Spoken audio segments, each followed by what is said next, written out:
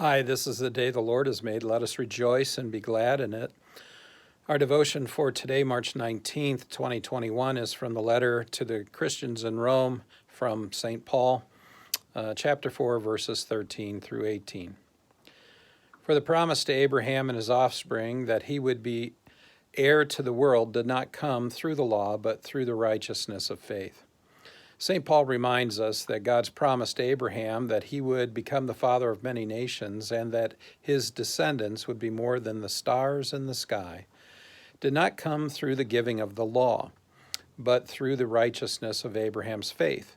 God considered Abraham's faith in God and his obedience in following where God was leading him to be righteousness. It was counted as righteousness for Abraham. Verse 14, for if it is the adherents of the law who are to be the heirs, faith is null and the promise is void. For the law brings wrath, but where there is no law, there is no transgression. Paul says, if those who follow the law are to be heirs to the promise given to Abraham, then faith is worthless, and the promise to Abraham is worthless because it rested on Abraham's faith and not on the law, as the law had not even been given yet.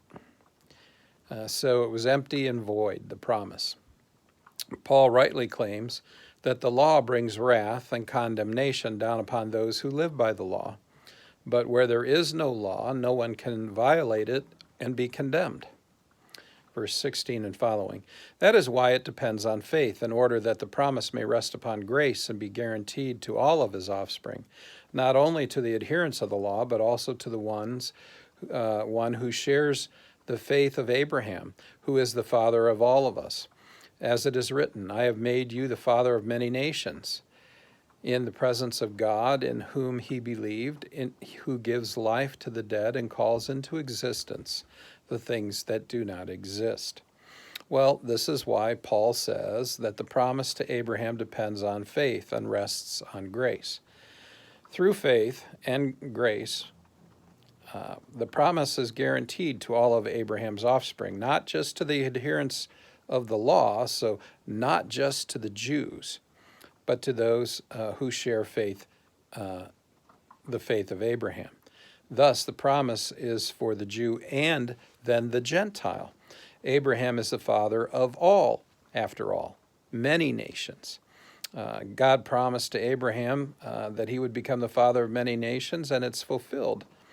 As those who are not Jewish, but who do believe in Jesus by faith, both become children of God as well as children of Abraham.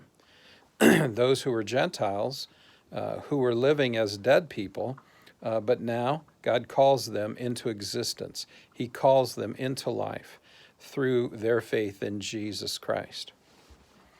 Verse 18, in hope he believed against hope that he should become the father of many nations. As he had been told, so shall your offspring be. Paul says that in hope he, Abraham, believed against hope. This is Abraham's faith at work, that he should become the father of many nations, being told so by God and believing it. So shall your offspring be, like as many as the stars in the sky. Abraham believed that promise. Thus, by your promise in Jesus, or by your faith in Jesus, you too are deemed righteous, just as Abraham was in his faith. Abraham was deemed righteous by God because he believed what God said and obeyed it. You and I who believe in Jesus and have faith in him, we are righteous because we have Jesus' righteousness. So go in peace and serve the Lord, for he has saved you.